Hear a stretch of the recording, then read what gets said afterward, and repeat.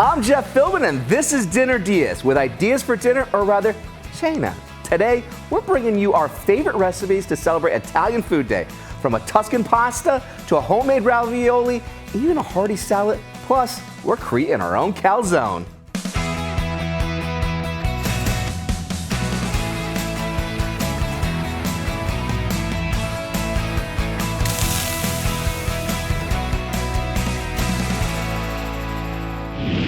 For anyone who loves good food, any day is Italian Food Day. But tomorrow is the official day to celebrate, and we've collected up some of our favorite recipes from Il Bel Paese, the beautiful country.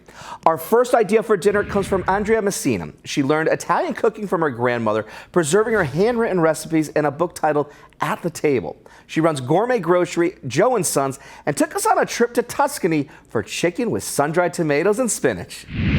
And we have boneless, skinless chicken breasts cut in half, seasoned, and we're frying them in, what type of olive oil is this? So this is the Tuscan herb infused olive oil. Okay. So it's got all of those wonderful Italian herb flavors already into the olive oil. Wonderful. So we take the chicken breast and you have it this way so that you get the thinner cutlets. Perfect. And so we're just going to brown both sides. I simply seasoned it with some salt, pepper, and garlic powder on either side. Okay, same pan, less cleanup, and all these beautiful flavors from that chicken. Throw in our onions. Okay. And some fresh garlic. So these are starting to look like they're, getting pretty cooked. We're going to add in a little bit of white wine to deglaze the pan. Any type of white wine that you like to use in particular for this one? The one that you're drinking, the one that's going for dinner? The nice thing about it is you just use a little bit, and then whatever then you've got, look at all this that you can finish drinking. So we'll just kind of let that simmer down a bit till it reduces. So I think it's probably reduced a little bit here. Okay. You think so? I think it has, significantly so we here. can go ahead and pour in our cream. Okay.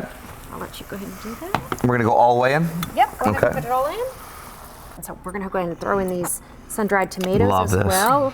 And I bought the ones that are already cut up to make my life easier. Make it easy for you. Yeah. So let's go ahead and get these chicken breasts back in there. We're going to let this cook in there, and then the yummy juices from the chicken and the cream and the wine are all going to marry together. So then we're just going to add some spinach. We're going to sneak some vegetables into this here. I like that. It looks like a lot, but it'll very quickly wilt down. Now, do you have any kids? I do. I have an 11-year-old daughter. So is this the way in which you got to sneak the vegetables in? That's true. Because they kind of shrink down. Yeah. Okay. Exactly. I sneak them in all the time. Actually, I make a pesto out of fresh spinach that with our pesto infused olive oil. Okay. I call it it's a faux pesto. It's the faux pesto, yeah, but that's the one way I sneak it in there. It's just full of flavor, I'm sure. Exactly. All right. And what type of pasta are we using for this dish? So today I just chose a penne, but you could really use just about any pasta. Okay. It doesn't really matter. Whatever you like. Could you do it with farfalle. Ooh, nice. Yeah. Could you even do it like with a nice orzo rice? Sure, absolutely. Okay. And if those who are doing low carb, you could even do like a riced cauliflower. Love it. Or put it over rice if you want to. Sure. Anything goes. Anything goes with this. I absolutely love this. And again, this is, I don't know how much pasta you all eat in your household. How much pasta do you eat in your household? I mean, like, what is it? Because, like, I want to really know. I eat a lot of pasta. You eat a lot of pasta? I love pasta. Okay. I'm an all or nothing kind of person. All or nothing. I either do the riced cauliflower or I go for it with the pasta. Okay. All right, so I'm just going to grab one of these yummy chicken breasts, but we've got to get some of this deliciousness. Oh, yeah, look at that. Some of those beautiful sun-dried tomatoes. Absolutely. Let's go ahead and get a little bit of that sauce. That garlic right there, too. I see all of that kind of coming to it. So let's get that sauce all over the pasta. Oh. Yeah. That right there is like comfort food to me. And then just for a little element of freshness, we're going to garnish it with just a little bit of fresh parsley. Beautiful. Around the plate. Like, this has everything that you would want for, like, comfort food. You got a little bit of just that creaminess that's coming through with that heavy cream that just you want to keep going back for. You reduced it down. The sun-dried tomatoes infused so much flavor into it. I mean... And don't forget that olive oil. And don't forget the olive oil, because the olive oil is coming through in every bit. Grab Andrea's recipe for her Tuscan chicken at dinnerdiaz.com, where we also have a how to make her Nana's lemon olive oil ricotta cake.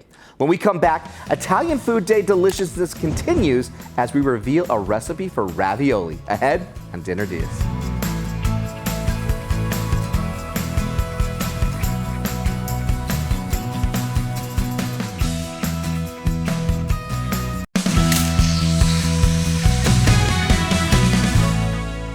Benvenuto to Dinner DeeAs. That's right, we're sharing our favorite Italian recipes ahead of National Italian Food Day, which rolls around tomorrow. And next up, we're rolling up some fresh ravioli. All thanks to Dan Bavaro. His family-owned Neapolitan pizzerias are in Tampa, St. Pete, and Sarasota, and he joined us to show how he does his dough. Obviously, we're talking flour, right? So we have imported Italian flour that we get. And that we're going to use a food processor. You know, there's the old way to do it where, you know, you make a mountain on a table. I was thinking we had the spoons. We're going to make the well and just kind of start going with it. But we could cut some corners a little bit. We're talking about cutting quarters to getting the same results. That's what we're doing here. I love it. Put some eggs. Okay, a couple pinches of sea salt. Okay. I think so many people overlook how simple it is to make pasta. Yeah, so this with the food processor, super easy. See how that's balling up, getting all the ingredients mixed? What you want to do is, you know, all doughs, once you make them, you usually want them to rest. Now, what's the purpose of letting them rest? Just to be delicate when you use it afterwards. Also, just gives the ingredients just to kind of like settle. To calm down. We make a lot of pizza dough, right? Yeah. And when we mix the doughs, we sit for an hour, ball it, rest 7 hours. So with the pasta, the same thing. You kind of mix it, all the ingredients get woken up. Okay. Kind of knead it. It needs time to relax a little bit. So that's what we're doing right now. And then we'll just, not too tight, room temp. So next is the filling. A couple different types of cheeses we're going to put in here. You're making ravioli, you want to make sure you use the impastata because some of the other types of ricotta are very moist. Yeah. Doesn't work well with the mix. Okay, then we do fresh mozzarella. Okay. You want to, you know, dice that up this way it mixes well. Parmigiano Reggiano. Got to bring it in. Let's do it. Shredded, not grated. It's just easier for the mixing. Okay. Italian breadcrumbs. Nice. And then you get some black pepper. Gonna take 1 cracked egg. Kind of helps it all come together. And we're just going to kind of knead this and mix this together. So right now the dough's rested. So we're going to be sheeting out the pasta. So that's what we're doing right now. So obviously with this, you know, you have this, you know, a thick dough and then you want to bring that size down a little bit to be nice and thin. So you work through your settings. So you work through the settings and you're just going to go different settings just to be able to get it nice and thick to start with and then starting it really thinning it down as you go through. Yeah, correct. Occasionally add flour if you feel the moisture coming through. Now, if you want to, could you use a rolling pin? You want biceps. But this is, allows you some great consistency. This is the real way to really kind of, do it right, do it consistent. You could do, like from scratch, down from making the dough ball to the rolling out, the old school way with the rolling pins. But it's a lot of work, and you got these tools here to use. Why not use them? Sure. And then you want to flour this pasta mold. And then what you want to do here is take a little egg. This is like the glue to the pasta. Okay. And you can brush through. I mean, sometimes you want to get the lines or just go through the whole thing. Doesn't really matter. The goal is you want the raviolis to stick when they're cut out of the sheeter. Mm-hmm. So this is a perfect size that we found. And if you don't have this tool, you don't want to buy this tool, that's fine. Just grab your fingers and get the ball going. Okay. Kind of like a meatball growing up, right? Yeah. We're going to take the other pasta sheet and just make sure you clear all the sides. Mm-hmm. Raised. All right, so see that here? We did the flip over. All right, so the flip over is this the way to get it out of the tray? This is the technical way. This is pretty much, yeah, the technical way to get it out. Okay. Let's see how forgiving it is. Just got to do a little cleanup. Perfect. And you just had a little bit of flour so that it wouldn't stick at the bottom. Let's see here. And let's see if it. I'm going to wrap a little bit here. Okay. And we're stuck. Let's see what we got. There we go. This side's a little bit more forgiving. Whoop. It's broken off. No, you got a bunch coming now. There we go. It was just kind of right there. All right, there we go. Look at that. Look how beautiful that looks. Yeah, so I brought the pizza cutter here. So obviously, probably my hand was a little heavy on this one. Got a little excited, made too big of a ball, and crushed out. But you could save it. Pasta does that to a lot of us. You could save it, right? All right, so we've got just some boiling water here. Boiling water. Okay. Always a couple pinches of sea salt. Okay. And a little bit of olive oil. Why the olive oil? doesn't stick. Doesn't Stops it from sticking. See? You're learning something here, folks. So we got our raviolis that we made, right? Aren't they pretty? Beautiful. Drop these in. Okay. Now it's not like just for planning purposes. It's not like cooking a box pasta you'd buy at the grocery store. Yeah. You know, fresh pasta only takes maybe 2 minutes. You'll see it start floating to the top. Whereas a box pasta is you're talking 9 minutes, 11 minutes, depends on the die cut and everything. What are you doing right now with this frying pan? What does a restaurant do differently? Yeah. And this is really it. The idea is to cook your pasta in the sauce, in the pan, before it gets plated out to the guest. Perfect. That's when pasta absorbs the flavor, cooks in all the ingredients, the flavor profiles are really good. Yeah, so with this here also helps your portion control, and if you're plating multiple dishes at once, we're gonna take the raviolis out of the sauce. And then for decoration only, a little bit of microgreens, right? Kind of gives that dish a nice little pop. Well, it makes it stand out too. It shows that you cared about who you're cooking for. It's just final Look touches. at that. That's a beautiful piece of art now. Yeah, now get a little particular, like it's going out to a guest. Clean that plate. It's pride. You have pride in your dish. How simple is that? Absolutely. You can make this on the weeknight. This is absolutely a fun dish. This is not an all-day thing. No, this it's is not just, all day. We quickly made a fresh pasta dough. Come on now. Dan's ravioli recipes are at our website, dinnerdeas.com, where we also have the secrets to a classic cheese lasagna. After the break, we quit the carbs. Well, not quite, as we share a simple salad based around stale bread. Find out more ahead on Dinner Dias.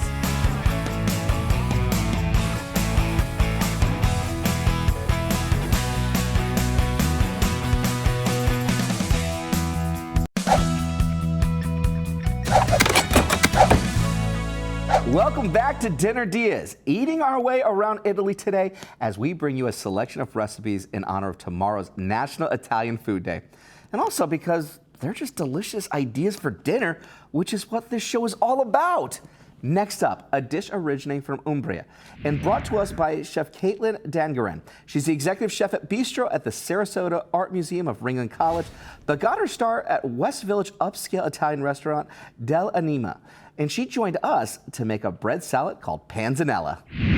One of the best ingredients is just like day-old bread. It's used for day-old bread. Like we all have day-old bread. We can never finish the bread. Sometimes I can. Okay. But you can use an Italian loaf, a sourdough, whatever you've got. Sure. But any day-old baguette is perfect. Okay. So the first thing, I like to tear it by hand. It's just a preference. I like to look rustic. So we're just gonna toss this around, make sure everything's nice and coated. I'm gonna add a little bit more oil. Okay. And then we're just gonna pop this in the oven at 350 and let it toast. Put our nice little pan, stretch it out. The dressing. So I always start with shallots, whole shallots, right in the Vitamix. Okay. I make it in the Vitamix because it's super easy. Okay. A little bit of honey for sweetness. Okay. And it kind of emulsifies it as well, so you don't have super broken. Very nice. If you break your vinaigrette, nobody cares, you're eating it, don't worry about it. Okay. You know? All right. This is a very forgiving thing. So You the got cake is to. very forgiving. The Yeah. salad dressing is going to be very forgiving. So Yeah. everybody at home, you got this, folks. You got this. You can make We got it. this for you. We got it. We believe in you right now. All right. So a pinch of salt. Okay. And then we're gonna go ahead and put the vinegar in. Okay. So I'm using a white balsamic today, but like I said, you can use really whatever you'd like. Is there any type of vinegar that you do not want to use for your bread? It depends on what you're doing. You can use Okay. rice wine, you can use red wine. It Okay. really is You kind can of. even go as far as a balsamic vinegar in this if you wanted to. Yeah, I would just not use an expensive balsamic vinegar or a thick balsamic vinegar. Okay. Because those are usually a little bit nicer. Okay. And you want to use it as finishing, not Okay. so much as the dressing. Very good. So we're gonna pop this on really quick and then turn it up a little bit. And then what you're gonna do is you're just gonna combine a little bit of the olive oil right into there. So you just, I put it in a squirt bottle so it's so easy, you don't have to worry about it. You can squirt it right in.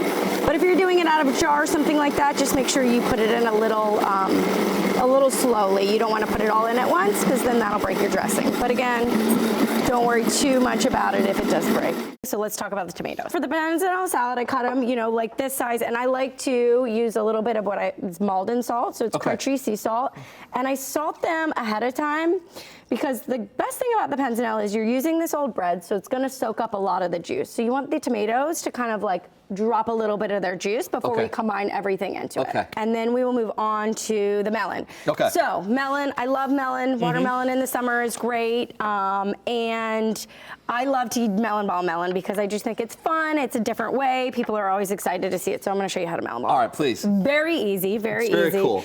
So you're just going to get one of these melon ballers. You can buy these at Publix, Walmart, wherever. And you're going to push it down, and then you're going to spin it all the way around. And it gives you this just cute little ball. Okay. And you're just going to pop it right in here. And Okay, so you just dig right in. dig right in, and then just turn it all the literally way. turn it all the way around. Perfect. Okay. And then Yep. just go straight in. Go straight in with Okay. the juices and everything because it's perfect. We've got our bread. It's nice and toasted. You see it doesn't need to be too dark. You're using that day old bread, so you want it to be a little soft in the middle. Okay. So we're just going to toss some right in the bowl. I would do as much as you like, but I like that. You don't need a ton of bread. It's going to soak up really nicely. Okay. And then we have these beautiful melon balls that you did, which I Okay. love. Again, a little honeydew, cantaloupe, just a couple of it, whatever you like. I always do a little bit of red onion. I like the bite of a red onion. I like the crunch of it. I Okay. like the savory element because you've got all this melon. Sure. Tomato can really go either way, so it kind of just breaks it up a little bit. Very nice. Do a little Very bit of nice. that. And then cucumber is going to be like that nice crunch herbal salinity right in the back. Very cool. And a pop of green never hurt, you know. Never hurts. So we're going to take that. Then we're going to pour just a little of this beautiful dressing that we made. Doesn't need a lot because you've got that juice going in there. And you can always add more. I like to add just a little bit of torn basil. Okay. Again, basil and tomatoes. You really can't go wrong with basil and tomatoes. Mm-hmm. And it adds a nice bright element. Sometimes I put it on top, sometimes I top it. To finish it, I love to use a sharp cheese to finish it. I use ricotta salata, which is just ricotta that's pressed. So it's a Okay. sheep smoked cheese and it's just dry and hung and pressed. So it's the same thing as ricotta, it just looks fancier. The great thing about this salad is if you wanted to add a grilled protein to it, you could. Like sometimes in the summertime, if I have shrimp, I'll put shrimp on it as well. So I just love it. It's light and crunchy. It's got all of the things. Chef Caitlin's bread salad recipe is at dinnerdeas.com, where you can look through recipes from all our past shows whenever you're in need of an idea for dinner. After the break, one last idea from Italy where pizza meets origami. How to make and fold your own calzone. Ahead on Dinner Diaz.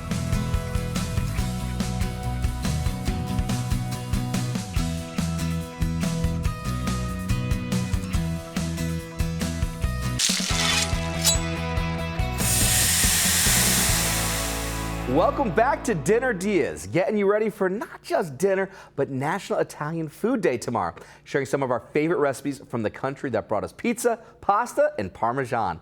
Next up, a recipe from yours truly with a little help from a certain someone, my son Holden. He joined me to make one of our favorite dinners, and I hope you'll enjoy as much as we do, an easy calzone. So easy, even a dad can do it. Wait, who wrote this? Holden? We have our cheese mixture over here, okay? Yeah. Now, do you want to take this spoon here and put a nice big pocket right here? And I'll hold this here. All right. You like a lot of cheese, a little bit of cheese? Little. A little cheese? All right. I think we've gotten a good amount in there, and that's kind of a little bit. And what we want to just do is we want to make sure that it kind of sits right around the middle, okay? Okay. You want any more? I'm good. You're good? How about pepperoni? You want any pepperoni in there? You want how many? Oh wow, you want light cheese, but a lot of pepperoni, it looks like. And then all we're gonna do here, we're just gonna pop, boom. Boom. How about that? Love it. Now, this is the fun part. Oh, you snuck even more in? Yes. All right, this is gonna be just like a whole pepperoni pocket now at this point. Now, what I want you to do here, see how I'm just kind of stretching the sides out just a little bit? Yeah. I want you to take the top end here, and I want you to fold it over. Yep, just like that. I'm gonna pop that pepperoni because we've got extra pepperoni in there for you, my friend. Why does it feel like that inside? Because you put so much pepperoni. This is just gonna be a pepperoni like mountain in there with all that beautiful cheese coming together. Now, next thing I want you to do, I want you to crimp this. I want you to use your fingers and pinch down around the edges because I want that top to meet with that bottom. So that way then it creates a nice seal, all right? So just get your fingers and then just use your thumb and your pointer finger and just bring the ends together. Now, I want you to take that egg right there, okay? And I want you to take this pastry brush because what I want you to do next is I want you to just kind of paint it a little bit. Nice, nice, buddy. And I just get that right there. And so you have yours with the pepperoni. And we also did this marinara sauce. Did you get a little bit of that marinara?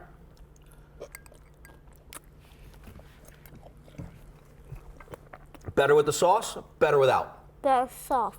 Better with the sauce? Really? Nice. Now, because that was really simple.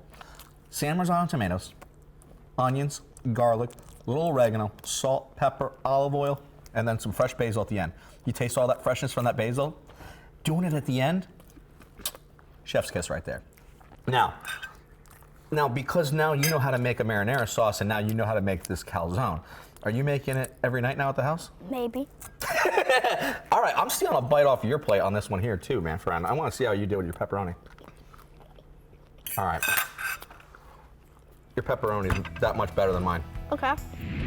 Find my recipe for that calzone and all of our favorite Italian foods at dinnerdeas.com, where you can watch all of our shows over again. Whenever you don't know what to do for dinner, there's something for everyone, and from all over the world. I'm Jeff Philbin, Holden's dad. See you next time with more ideas for dinner, or as we call them, Dinner Dias.